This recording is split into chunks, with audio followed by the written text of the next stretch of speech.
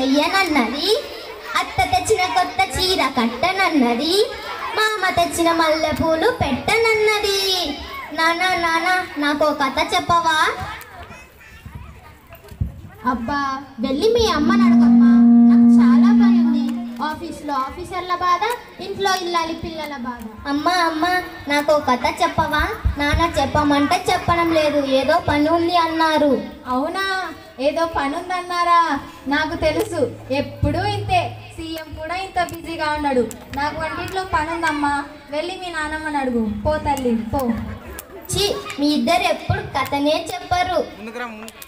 నానమ్మ నానమ్మ నాకు కథ చెప్పవా నిన్నటిలాగా? నా బంగారు తల్లి, నా చిట్టి తల్లి. అలా పెరట్లోకి వెళ్ళి చెప్పుకుందాం పదండి. ఏదో పాచిపోయిన వాసన వస్తుంది. ఏమీ లేదండి, నిన్న ఉప్మా చేశాను కదా, అది మిగిలి పాచిపోయింది, పారేయడానికి వెళ్తున్నాను. అంత ఎక్కువ ఎందుకు చేశావే? మీకోసమే, తిని ఫలిస్తారని.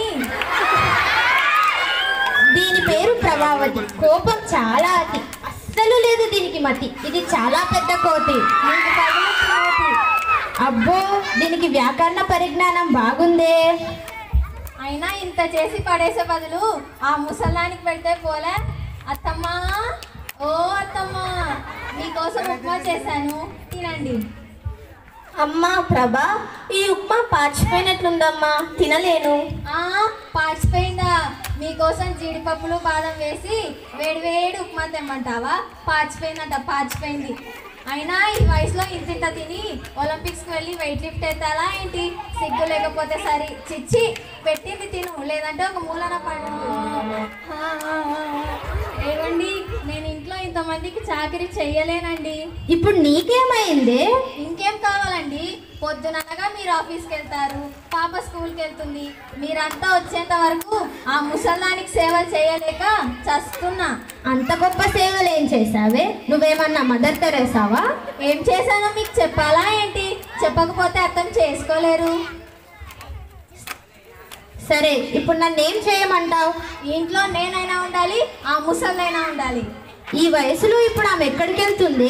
ఎక్కడికైనా పంపండి, ప్రతి ఊర్లో ఉన్నాయి కదా వృద్ధాశ్రమాలు, ఎక్కడో ఒక చోట చేర్చండి. ఫోన్ చేయండి.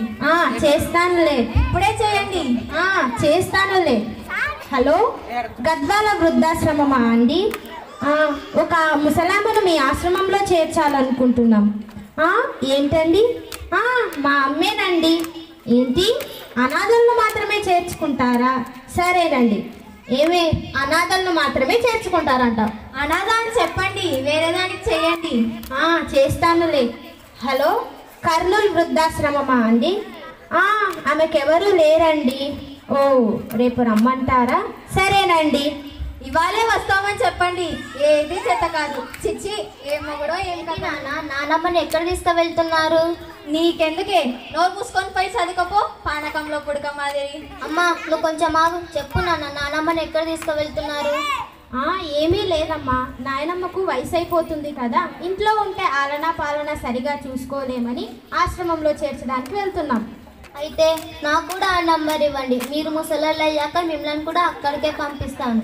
చూడండి ఎలా మాట్లాడుతుందో. ఆ ముసల్లాని గారాబం వల్ల ఇలా మాట్లాడుతుంది, గుడ్డొచ్చి పిల్లని ఎక్కిరించినట్లు. అమ్మా, నిన్ను కొంచెం ఆగమని నాన్న. ఇందాక పాచిపోయిన తిని మా నాన్నమ్మకు పెట్టావే, అదేదో నువ్వే తినొచ్చు కదా, లేకపోతే నాన్నకైనా పెట్టచ్చు కదా, నాకైనా పెట్టచ్చు కదా. ఎందుకమ్మా నానమ్మ అంటే నీకు అంత కోపం? నీ తెలివేమైంది నాన్న? నీవు నన్ను చిన్నగున్నప్పుడు ఎంతో బాగా చూసుకున్నావు కదా, అలాగే నానమ్మ నిన్ను చూసుకుంది కదా, ఆ మటుకు అర్థం కాలేదా? అయినా నీకంటే నానమ్మ నన్ను ఎంతో బాగా చూసుకుంది. రోజు కథలు చెబుతుంది, పాటలు పాడుతుంది, నాతో ఆడుకుంటుంది. మీరైతే పని ఉందని తప్పించుకుంటారు. అందుకే నానమ్మతో పాటు నన్ను పంపించండి, అప్పుడు మీ ఇద్దరు హ్యాపీగా ఉందరు. అంత పెద్ద మాటలని మమ్మల్ని బాధ పెట్టకమ్మా తల్లి. మళ్ళీ నానమ్మ బాధపడదా అమ్మా? మా తప్పు తెలుసుకున్నాం, క్షమించు. భగవంతుడు చెప్పినట్టు చేసిన వారికి చేసినంత మహాదేవ. నన్ను కాదు, నానమ్మ దగ్గరకు వెళ్ళి క్షమించమని అడగండి. నన్ను క్షమించమ్మా, ఈ వయసులో నిన్నేమైనా బాధ పెట్టింటే నన్ను మన్నించమ్మా. అత్తమ్మా, మమ్మల్ని క్షమించండి అత్తమ్మా, మీ ప్రేమను తెలుసుకోలేకపోయాం. నాన్న లే నాన్న, నేను నవమాసాలు మోసి కని పెంచాను. ఆ ప్రేమ నాకు తెలియదా?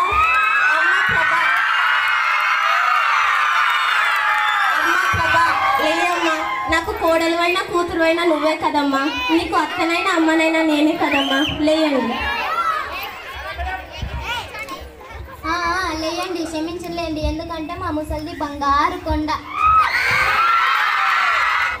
ఎస్, ఈ రోజుల్లో చాలా మటుకు ఇలాంటి పరిస్థితులు ఎదురవుతున్నాయి. కన్న కొడుకులు కానీ కొడుకుల భార్యలు కానీ ఇంట్లో ఉన్నటువంటి పెద్దలను సరిగ్గా చూడలేక వెళ్తున్నారు. అంటే వాళ్ళ మీదనే వాళ్ళు ఎలా కనిపెట్టింటారు, నీ భర్తను కూడా అలానే కనిపెట్టింటుంది.